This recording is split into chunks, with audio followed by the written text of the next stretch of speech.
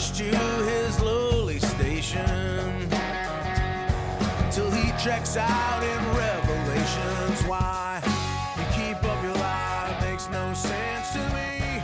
They made me a throne in heaven, and I picked hell for the company.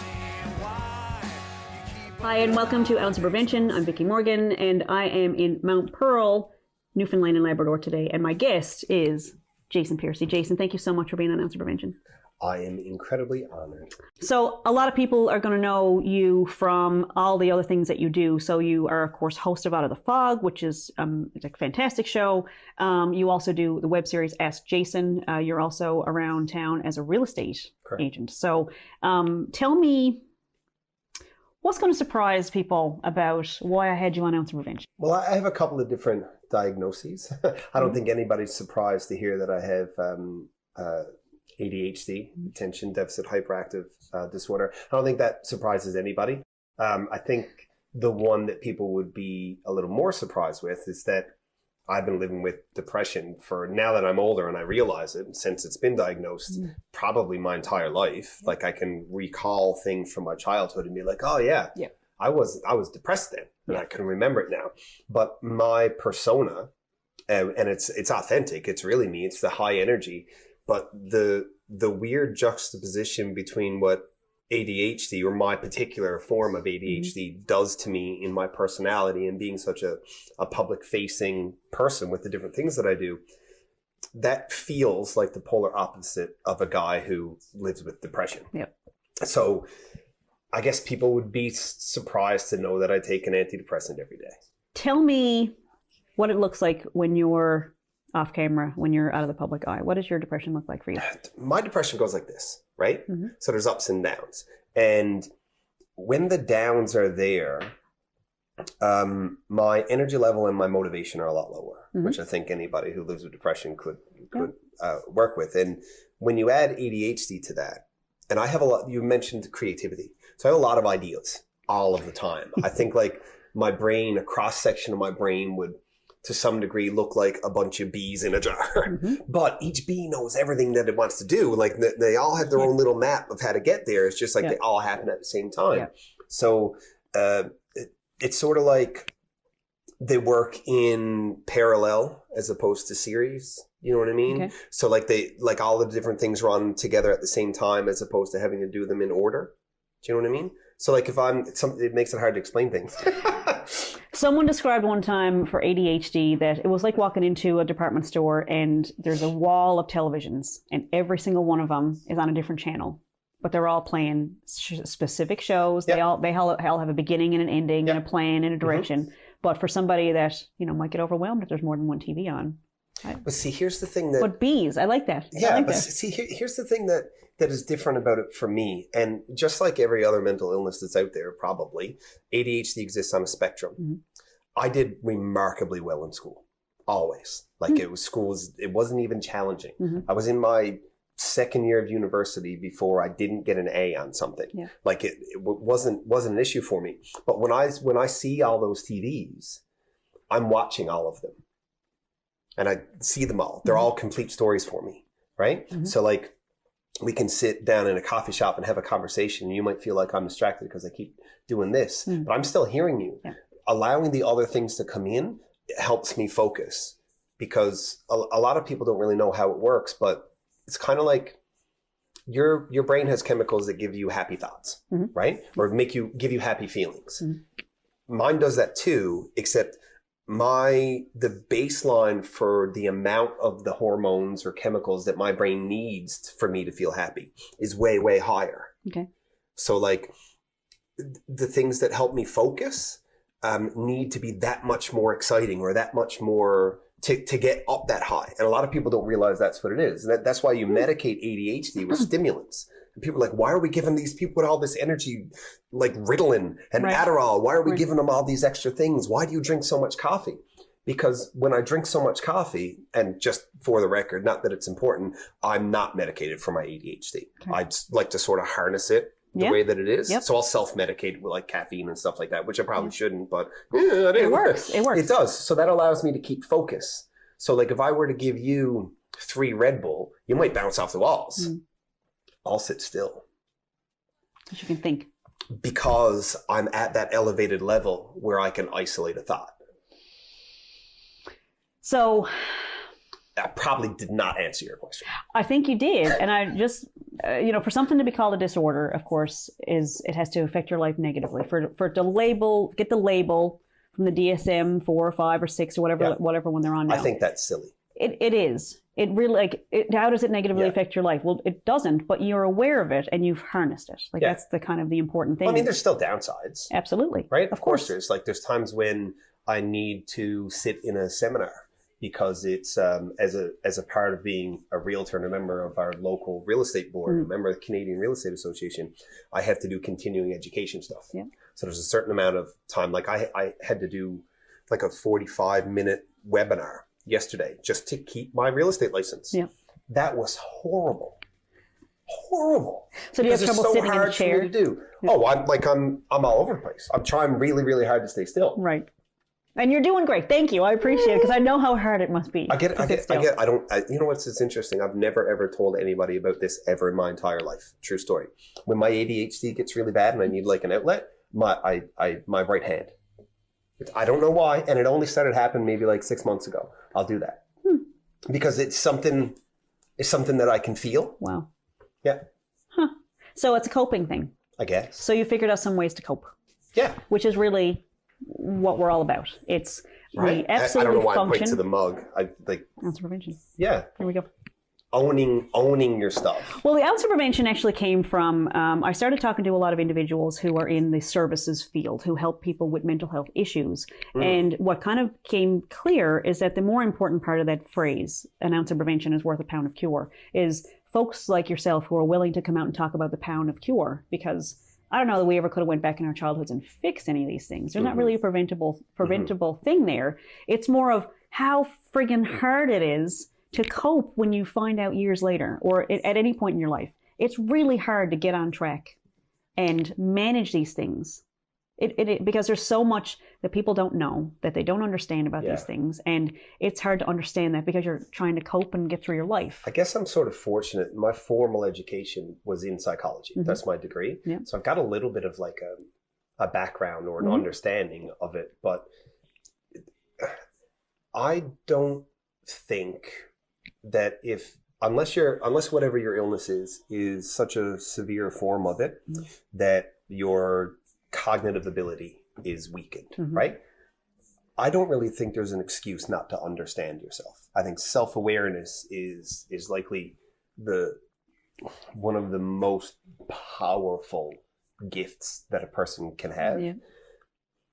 Because knowledge is completely commoditized. Completely. I can say to my phone, I can say it right now, my phone's over here somewhere, and it'll answer the question. If I ask it what ADHD is, or ask it what bipolar 2 is, or it'll answer.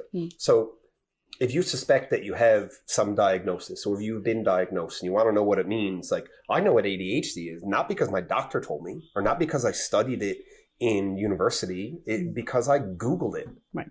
And I watched YouTube videos to help me understand it. How can I pay attention in a meeting that's boring, but it's important for me to be there? How do I do that? Right. I don't think there's an excuse not to own your stuff. And because everybody wants to take credit for the things that they're successful in, nobody wants to take credit for the losses. Why are you ashamed of it? I held a seminar one time and I spoke about how I use my ADHD as a superpower. Most people with ADHD are actually very, very gifted. And if you put a square in a circle, in a circular box, it's not going to fit, but it's going to do fantastic in a square-shaped box, right? When I gave this talk to a group of entrepreneurs, one of them came up to me so sheepishly after the fact, and she was like, "I have ADHD too." And I said, "Oh my God." And she said, "I know, right?" I said, "Do you want to know the biggest difference between you and me?" And she said, "What?" I said, "I don't whisper it. I'm proud of it." Right. So owning your mental health stuff is owning your mental health stuff. Hey, I am Jason. I live with depression and ADHD, and the two of them work together in this weird way that creates this personality that some people really like, but some people don't. And guess what I think of the people who don't? They're not for me, just like I'm not for them. So Right. Why do you care so much about everybody else's opinion about your diagnosis? So on the topic of depression, about people's opinions and things like that, when you're in a depressed state, I think generally people start to feel really bad about themselves. They start having a lot of negative talk that they say to themselves. How do you figure out what's your personality and what's the chemical depression? That's so hard. That is so hard. For me, when I'm depressed, my brain wants me to make changes to my life. Mm-hmm. And I've learned how to know when I'm depressed and when I'm just like sad, because everybody gets sad, right? I've sort of learned to try and find a way between clinical depression and situational, right?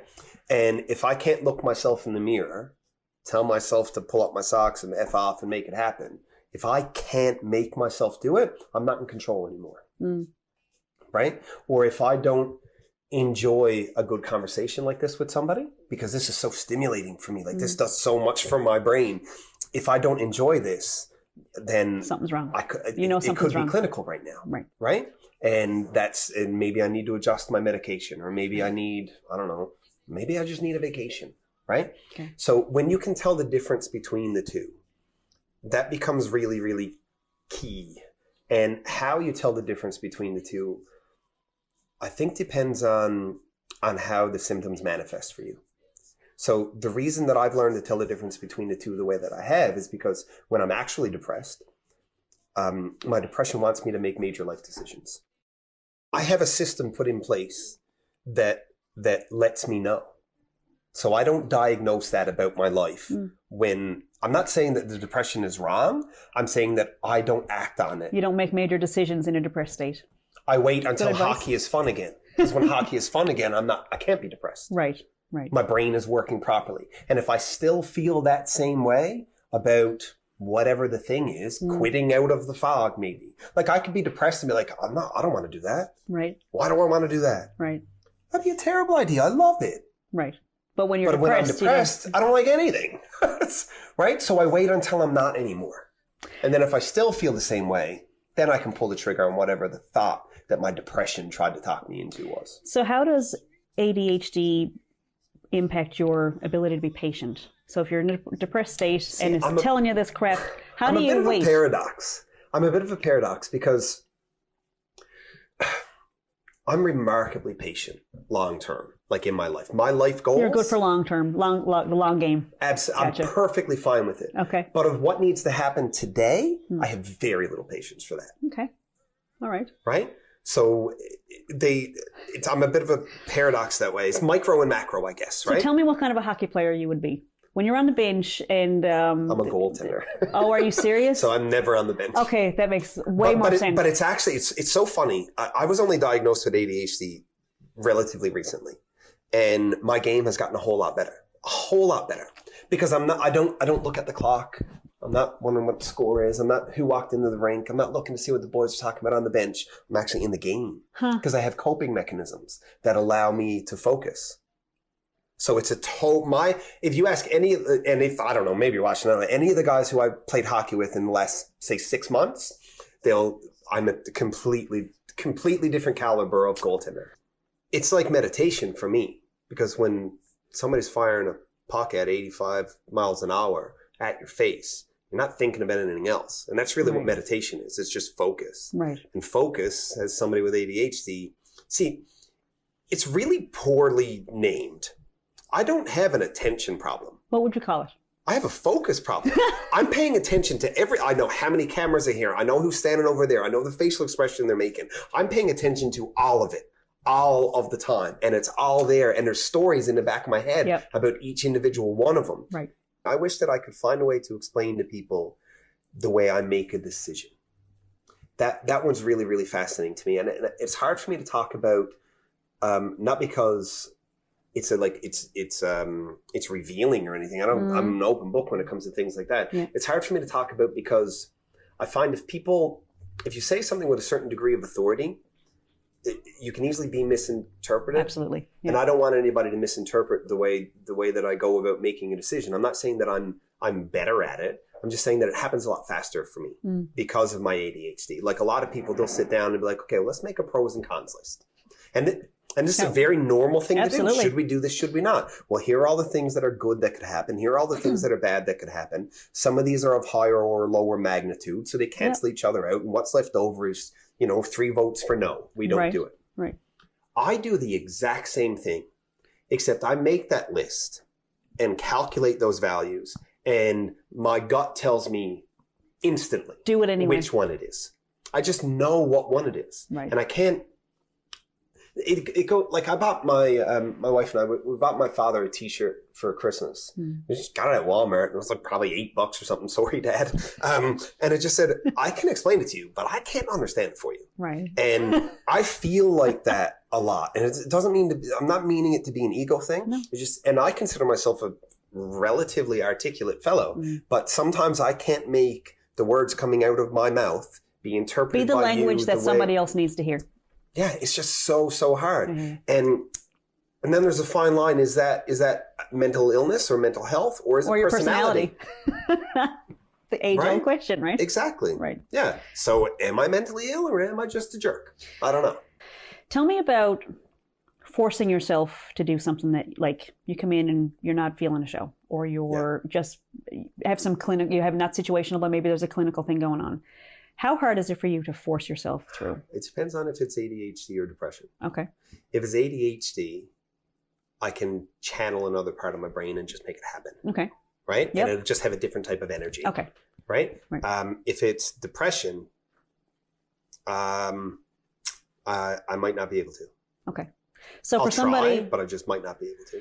Why do you think that's scary for somebody who's hiring people? Like, if we're just looking at workplace mental health. In a business structure, if I'm hiring you, you become an asset of my business. Right. Right? Then I leverage you for whatever your job is because it returns revenue, you make money value, for me. something like that. Absolutely. If I was a delivery driver and a delivery car that I had randomly on some days didn't work, I should probably get another car. What does that mean for people with mental health issues? Where do they fit? What jobs? Well, how do we make it fit? Is it mental health issues or is it mental illness? To me, it's a very, very important distinction. If you have mental health issues, you can figure that out. Yeah. You don't get to use that as a crutch. You can't say, well, my anxiety is really high today, so I'm not going to go to work. Now, I get that. I understand it. And there are times when you can't, and there are times when you shouldn't. And people need to understand that you're sick. Right. But you need to be the one who owns it. And you don't make it okay to share that we stigmatize things. That's what the problem is. So here's a little, this is not a fully formed thought for me, okay? But I sort of feel this way. I don't think that depression kills people.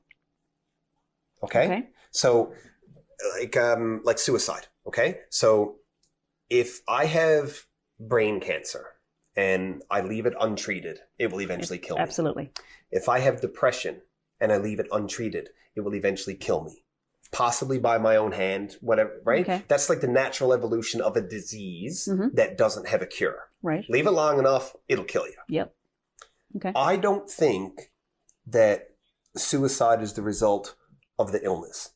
I think suicide is the result of the stigma around the illness that makes you feel as though you do not belong and makes you feel as though you can't reach out for help because nobody is there. If everybody spoke openly about it, and if I could call you and say, can we cancel that viewing for tonight? I woke up and I can't get out of bed. If that is a conversation that we can have and you're like, oh, shit, dude, I feel like that sometimes too. Right? Like maybe tomorrow, I'm like, I'll let you know as soon as I can. I no longer feel the need to hide behind it. I no longer feel the need to lie about it and say, I got a flat tire. So there's not an extra level of shame on top of it as well. So it's the stigma that makes people shoot themselves in the face. It's not the depression. What if somebody's talking about it and they're surrounded by people who haven't been great friends, aren't listening, help increase the stigma, make it worse on you, tell you that you're lazy. If you just got it together, why can't you just think positively? Why can't you follow this list that I found on Reddit?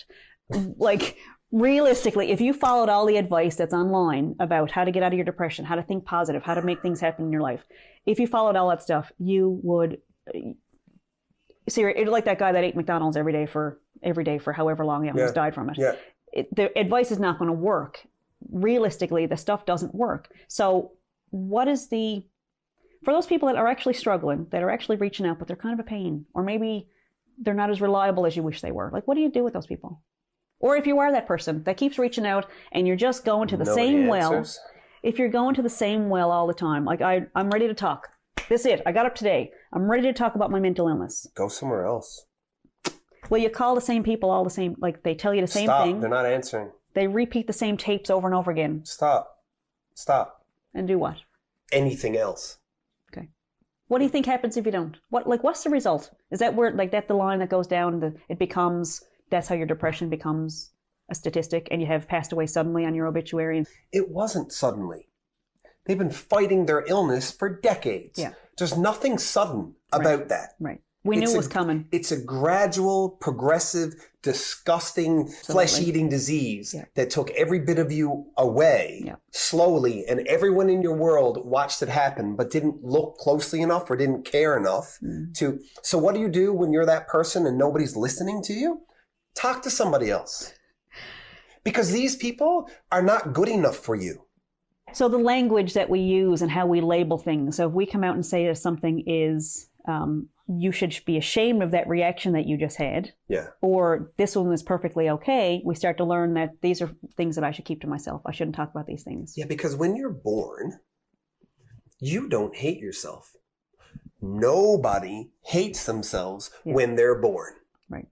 Anybody who doesn't like themselves took everybody else's opinions and assigned value to them and throw them back onto themselves. So before we empower everybody out there to live their best life, do you think there's just a few people out there that are maybe, not you, Karen, you sit down. You don't think good things about yourself. You actually suck. Like, is that Are there people out there that suck? I mean, do they get to have mental health issues too? Well, I think practically speaking, there's a bunch of people out there that aren't very good people. And you don't want to be around them, but they can probably go still take care of themselves, take responsibility for their feelings and their emotions and their wellness. Well, I think everybody should. Yeah. But that's the thing. We're only accountable to ourselves. It sounds very selfish, Jason. Why would you say that? Well, because I did it the other way. How'd that work out? I don't know, depression, a bankruptcy, like not very well. When you try to be everything you can for everybody else, it drains you. It weighs you down. But when you put yourself first, and selfishness in the context of self-care. Like, that's what I mean, right? So... But if I'm happy, Jason, because I'm fulfilled with empowering conversations like this that somebody might watch, and like I know a couple of people who are alive now that if I didn't know them, there's a possibility they'd be dead. Jason, how do you mean? Who did you help? Who do you think is a friend of mine? Okay. Had a suicide attempt in the past. Yep. Got better. Started to get sick again. Okay.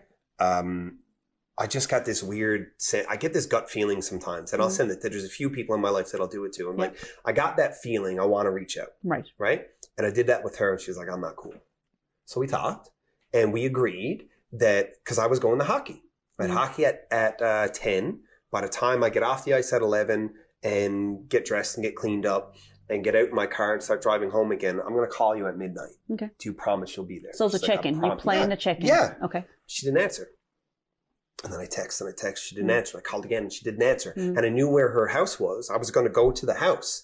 And I'm like, I can't go to the house. I can't unsee that. Right? I need selfishness. Yeah. A little bit of self-care. I can't unsee that. I won't be able to digest that. So I call 911 and tell them the story. They say, what's the address? Who is it? Blah, blah, blah. And they send 3 uniformed male officers banging on the door in the middle of the night. And part of this person's diagnosis is like extreme anxiety. And that's why she can't live with herself, because she's constantly freaking out about all of the things that could happen. And there's 3 people banging on her door at midnight. When people choose to hurt themselves to make their pain stop, they've decided what to do with their bodies. I think that goes for addictions. I'm not entirely sure it's a decision. I think it stops being a decision. I think once your psychosis gets so... Because remember, we're not born hating ourselves. No. No. So once they have placed enough value on everybody else's opinion to the point where they Absolutely. no longer deserve to be alive and everybody else is, that's not a decision anymore.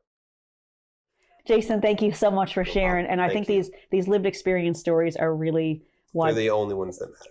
Well, you know, you can talk all day about what should be done. What are you doing for yourself? Yeah. If you're willing to share what you're doing for yourself and what's worked, that helps other people. I think that's what we're all here for. With these things happen to us so that we can share them and help other people. So thanks, man. This was awesome. Thank you very much. So thanks for watching Ounce of Prevention. We'll see you next time.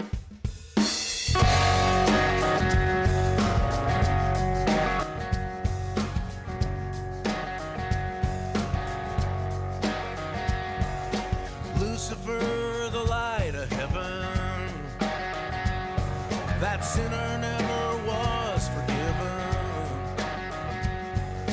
banished to his lowly station, till he checks out in Revelations. Why?